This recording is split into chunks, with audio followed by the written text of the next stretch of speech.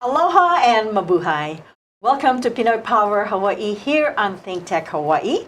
My name is Emmie Ortega-Anderson, your host for this empowering show. First, we'd like to thank our wonderful staff for allowing us to come to your home every Tuesday at 12 noon to bring you stories of empowerment. Our mission, we aim to enrich, enlighten, educate, entertain, and the big word for us, we aim to empower. Today, we're going to do just that with our guest. She is very, very empowered and, of course, very successful in her field, entrepreneurship, and also a CEO of her own company, Fetch Hawaii. Her name is Cynthia Altman. So, welcome to our show. Well, thank you so much, Amy, for having me here today. It's awesome to be on my first talk show, actually. It's going to be the first of many. Oh. We would like to share your story because you do have a very special story to share, story of empowerment. And we titled it Picking Up the Pieces. But before we go into that, let us hear about Cynthia, where you grow up, and also your journey to this land of milk and honey, Hawaii. Oh, my. Well, I was born in the Philippines. Mm-hmm. And where is that exactly? That is in Aguilar, Pangasinan. Pangasinan. Uh-huh. We can talk Ilocano. Oh, Mabalin tayo tagsalita ti Ilocano. Mabalin tayong salita ti Ilocano. Okay. I'm a little bit rusty there, but it's, yes. So, Pangasinan. Pangasinan. So, my mom is from Pangasinan, and my dad is from La Union. La Union. Yeah, so, that's Palawan. Where we share the connection. And I know that I call you my iha because, in a way, I think I am your auntie if we trace our family tree and roots. That is the possibility, Tita, because there are the Ortegas. The Ortegas family, yes, in the La Union. Yes, and they're very big. So I was actually, I grew up there until I was 9 years old. So I live a humble life. I play with the carabaos, and I help my parents with the farm, farming and raising, chickens and pigs, I guess. And also with our farm, we grew tobaccos, corn, and rice. And that's pretty much how my family survived in the Philippines. So you grew up with poverty and hardship. I often tell the story of when it used to rain, the only difference between the cows and all the gitay dingwen, get the jay basar nga, it's the bamboo floor. And you could look right through the animals. They're also trying to shelter themselves from the rain and the flood. Yes. A lot of the houses, as you know, your recollection is really good because our flooring was bamboo. And of course, you can see the water running through under your house. And the animals actually comes underneath. So pretty much we share the same roof. Same story. Yes. And when it rained, the rain would just come falling through the thatch roof. Yes. Yeah, which wasn't solid. It wasn't solid because it's made of hala. They call it hala here in Hawaii. So nipa is in the Philippines. But I love my life because that teaches me being humble in life, where I am now, which we're going to cover soon. But I was fortunate enough to have my great-grandfather who worked the sugar field here, brought my family here. So your great-great-grandfather was your Sakada connection? So tinangtawing kada kayo, the one that petitioned for you to come?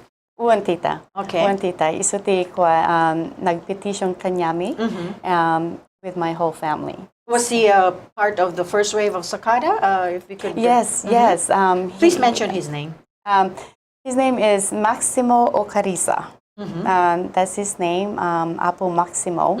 He is one of the very first that came here with the boat, and they were actually recruited to work the fields with the pineapples. He lived in Kailua for many, many years until he passed away at 94 years old. Wow. And so that's why Kailua has been your home. Actually, my home, when we came here, I was 9 years old.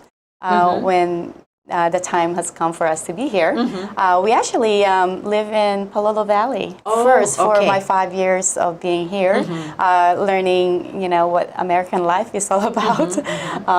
So, the government was nice enough at this time to put us in the housing facility. It's called the Palolo Valley Housing Facility. And I went to school in Palolo Valley, Palolo Elementary School, Jarrett Intermediate. I taught Kaiser, and then I went to Kalani High School. However, because pricing of rent and housing was going out, so we had to move to Makakilo. Makakilo, which is further west. Which is further west, and this is in the late 80s. So you still had the sugar fields. Yes, sugar and pineapple was still prominent at that time. Yes. Right. And unlike now, it's all homes. And Makakilo was a place where I lived and finished my high school life, and then I went to Leeward Community College. So you're a product of public school. Yes, yes. Kasalamat kanyak, naggraduara ki Jay Lanay, because I too came to Hawaii when I was 9 years old. Oh, okay. That's very interesting. I don't mind to interrupt you, but I wanted to feel how you felt as a foreigner coming and blending as a young little girl. I'm not sure if you experienced the bullying that I experienced or felt being an outcast. Can you tell us about that, or was your experience different? Well, I can tell you my experience because we were actually in the housing, so everybody was equal.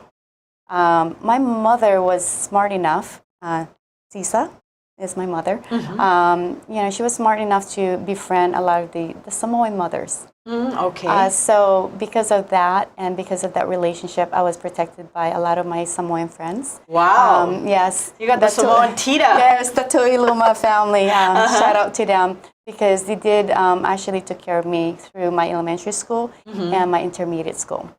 Yeah. You were fortunate. I was very fortunate that I was, when I get bullied, I had someone to take care of. Hey, come on, we'll meet you in the back of the gym. What you doing? Hey, that's my sister. No touch her. So, yeah, I was very fortunate enough. And I learned at that time that, in helping them with their homework as well, they were helping me outside the school. So which is okay. I was tutoring them and, we helped with each other doing homework. And then as I walked from school to home, because, I didn't have a car and couldn't afford a car, and I was still young then. But, yeah. You had your guardian angels in place, I had guardian angels in place, and I'm still fortunate till today to have them. To have them, and I have you now as my guardian angel. Believe it or not, she's my guardian angel now. She's protecting me from many other adversaries out there. So only because I'm a mother hen, you know. My duty is to protect all of my children. Oh my God, it's so awesome to know someone that cares for others like you. So when I went to high school, I learned then that I didn't have my friends anymore from elementary and intermediate.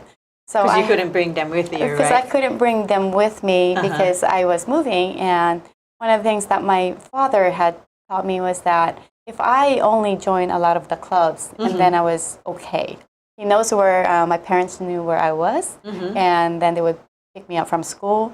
And I empowered myself by joining a lot of the clubs: National Honor Society, book club, photography, anything I could put my hands on.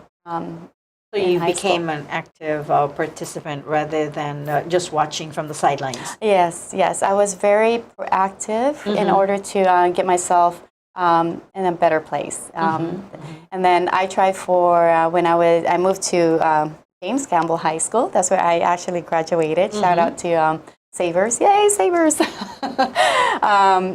I actually tried it for cheerleading. Cheerleading, okay. Oh, what a fun tryout. How'd that turn out? Oh, because my goodness. That's everybody's every girl's dream. It was everybody's girl's dream, but because they were so close to the military, which is Iroquois, and it was more of a blended school, a lot of the cheerleaders were Caucasian. White? White. That was the preferred look. So that was a preferred look, and I was outcasted. But that did not deter me from doing something else. So I actually joined the band and became a color guard. Oh, so for 3 years, I was a color guard for James Campbell High School until I graduated. That was your way of standing out, right? Yes, yes. You know, if one thing doesn't work out, you know, you keep on going. You open another door. Yes, yes. I have a similar story. I also tried cheerleading. But because maybe I wasn't good enough or not really what they were looking for, I joined the High Steppers. And Jerry Rabino was our coach. He taught us the dance and high stepping and all kinds of things to make us stand out. Wow. So, like you said, if a wonder is not closes, another one opens because of your desire. Yes. Yeah, to do something to make a difference. And I was happy with that. Yeah, me too. You know, like they said, put it out there, put it in the universe, and manifest it. You know, that's the only way to do it. And of course, you have to work for it too. Of course. You know, you can't just say it and not do anything about it, because then it's just a word without action. There's nothing, no result, right? That's what will get you there, action. And I know that a lot of your success comes with following through, and of course masapol nga aramiden tay amin nga kabailan tayo tatapno mapasamak dagitoy nga parapaap tayo wenno dagitoy kayat tayo nga aramiden to be successful and to live daytay makungkuna nga American dream, di ba? When yeah, I agree with you, Tita.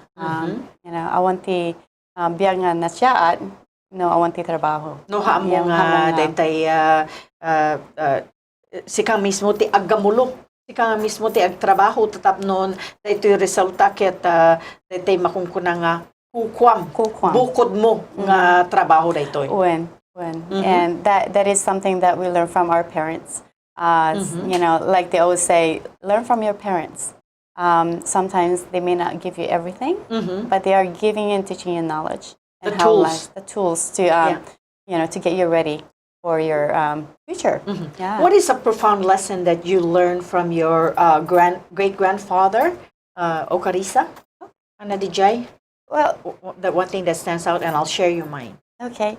My great-great-grandfather, Maximo Ocarisa, I think what I learned from him is his determination of bettering the life of his family. He left his family. It's not because he wanted to, but he wanted his family to have more. So, you know, the takeaway on that and my lessons that, you know, the lesson that I learned from that, which I instill in myself. I am a fully Ocarisa, even though I'm married to an Altman.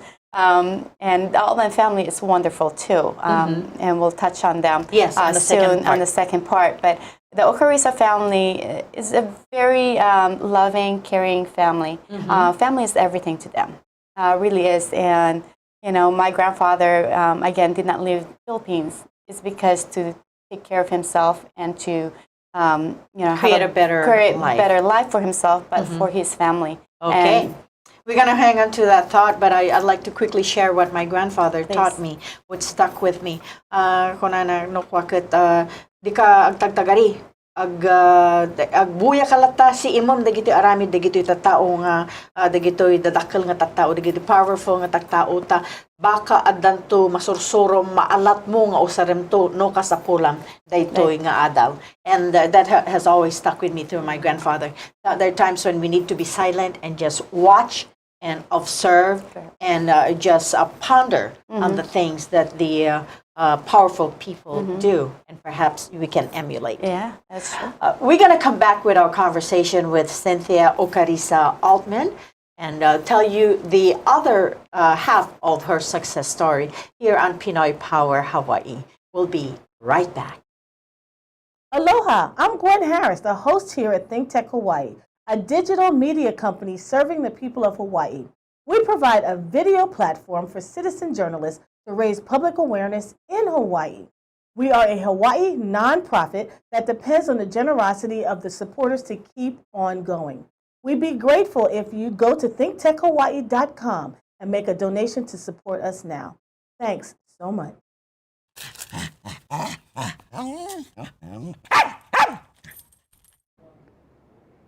Hey, aloha. My name is Andrew Lanning. I'm the host of Security Matters Hawaii, airing every Wednesday here on ThinkTech Hawaii, live from the studios.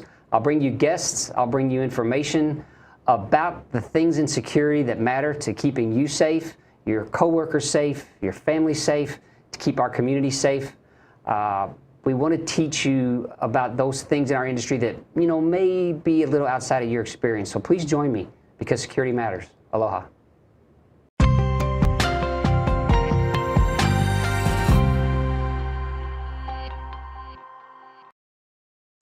Welcome back to Pinoy Power Hawaii. I am your host, Emmie Ortega-Anderson, and we come to your home every Tuesday at 12 noon here in the beautiful studios of ThinkTech Hawaii.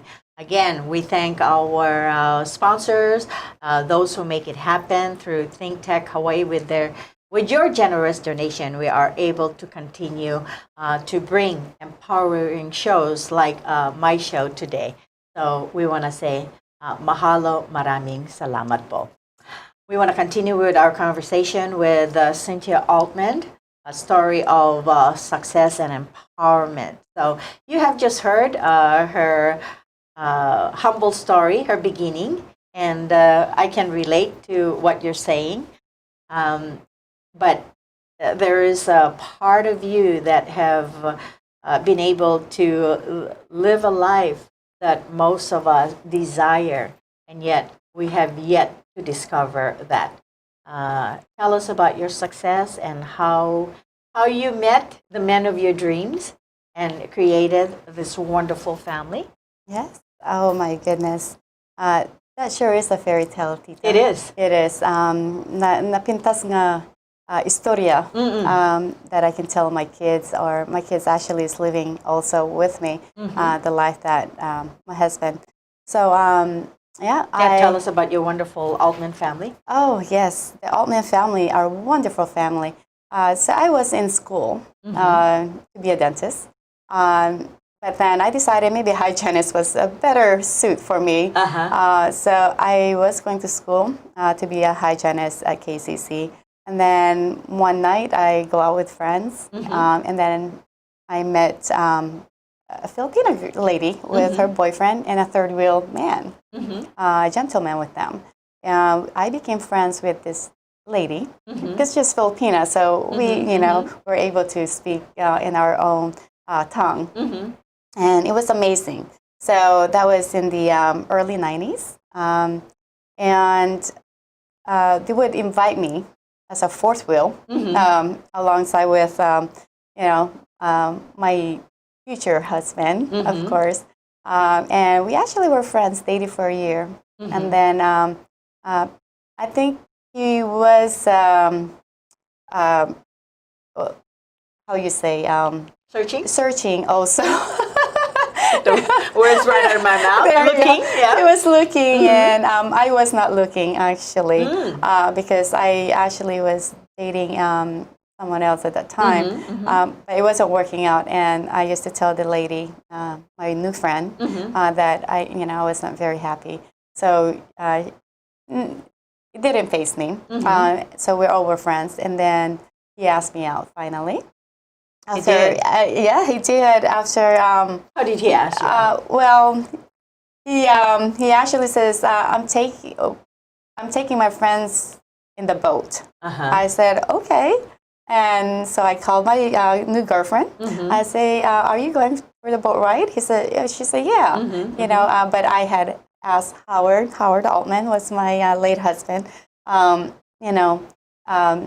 to ask you instead of me asking you. So that was actually our first day with a bunch of people. So we went to Sandbar, Kaneohe, and we had a great time. And then after that, things just escalated. More forward. And then, it's a long story, but I'll make it short. Yes. But it's sweet. Tell us about Howard, because now it's just a name for us. Well, Howard grew up in New York. Very, very sweet guy. He comes from a 4-members family. It was a mom, the dad, Blanche and Bernard, and his sister Cheryl. Unfortunately, mom passed away in 2008, and then my father-in-law followed a year thereafter. They've been married a long, long time. Their first marriage, and they stayed a long time until to their time to go. And then, so my husband was born in New York, moved to LA, California. He worked with Vidal Sassoon. He was actually the right hand of Vidal for many years. So he worked with Hugh Hefner in the ladies. I feel right at home with my 3-piece garb.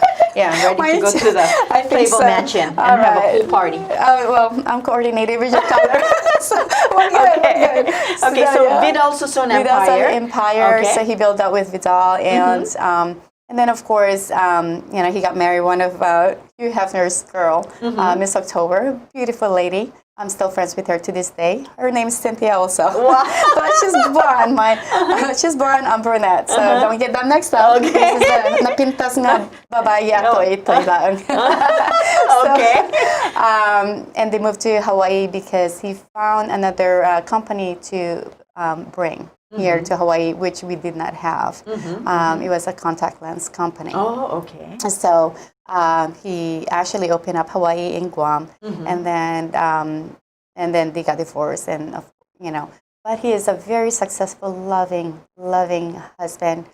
He took care. He worked so hard to where. Let me gather myself. Hold on. He worked so hard to where my kids and I don't have to do anything to where we actually live a life of a fairy tale. Yes. So my fairy tale started when I met my husband Howard. He took care of everything.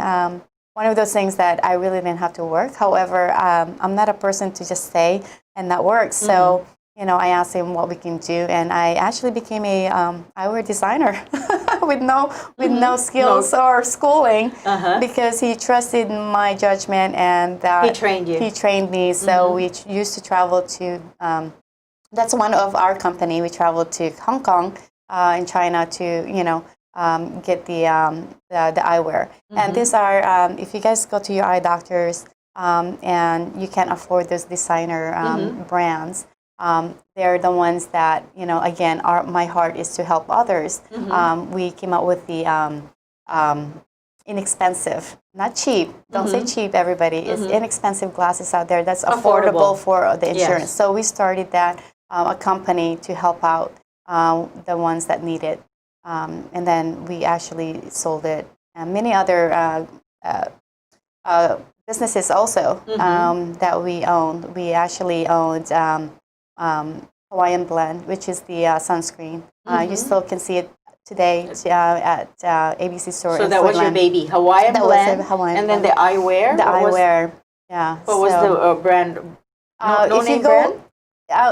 So it's SPF. SPF is the brand. A lot of the doctors here in Hawaii knows if you say SPF. Not all of them knew who the owner was, so it's one of those things that you keep to yourself. Right. But Howard and I were the owner of SPF, and then awesome. we sold it to the doctors here because again that's where the sadness of my story goes, where I had everything. Yes, you live a life of lap of luxury, and then one day things came crashing. Yep. So like I said, my in-law, my mother-in-law, 2008 passed. 2009, my father-in-law passed, and the unfortunate time came when my husband actually left us October of 2010. So altogether. 2008, 9, and 10. Yes. Losing all your family members. Must have been devastating. It's devastating because I love them and they love me like their own. They were very close to me. So it's my sister-in-law is the only one left in that family. We're still in touch, every weekend or so whenever we have time or when she has time from all her travels. So, when Howard passed, what happened to the lifestyle, the fairy tale lifestyle that you've had? The fairy tale lifestyle actually, he was the breadwinner of the family. So because I wasn't working full time, we went into a loss. Like you're losing a lot. So because he was the brain. He was the brain of everything. I didn't even know how to balance my checkbook, you guys. Balancing the checkbook was hard. Trying to figure out things. Thank goodness for my sister-in-law took over everything after he passed. Thank goodness there were things that were in place. So that way I really wasn't as lost as I thought on that part. But in order for me to have the same life as my children did, and I didn't want to change anything. I work hard. So you picked up the pieces, which is the title of our show today, and you were able to move on and provide that same quality lifestyle to your 3 wonderful children. Yes. As if Howard was still around. Right. Yeah. My son was in college, just graduating. My daughter, my daughter was in high school. The other one was, in private school. All of them were in private school. I just did not want to pull them. So I worked as hard as I could to keep that lifestyle for them. Picked up many different businesses here and there that friends were able to throw at me. With the time that we have remaining, I know you have to come back for another show because I know the 30 minutes that we have today is not enough to tell you whole story. I know that you are very fond of the organization that you're with, the nonprofit organization, to empower women. All those things that you do must be very, very rewarding. It's very rewarding. I started a nonprofit, Fetch Foundation, which is for Empowerment Team Connections. It's a foundation that helps all the orphans in the Philippines. So this is based in Hawaii. However, all the proceeds and funds goes to the orphanage in the Philippines. I do not send money there. I actually go there myself and my team and buy a lot of supplies. So we have so much in common, and our time is up, Sin. You have a lot of stories yet to tell because it's very, very empowering, but we have to invite you for another show. So I want to commend you and congratulate you on your journey with continued success and also keeping up with the Altman tradition and also empowering women. And that's what we do, empower. We're going to wrap it up here, and we want to thank you for spending quality time with us by listening to these empowering stories like the one we shared with Cynthia Altman. We want to invite you again to tune into our show, next episodes of Pinoy Power Hawaii. Again, we express our gratitude. We say mahalo, maraming salamat po.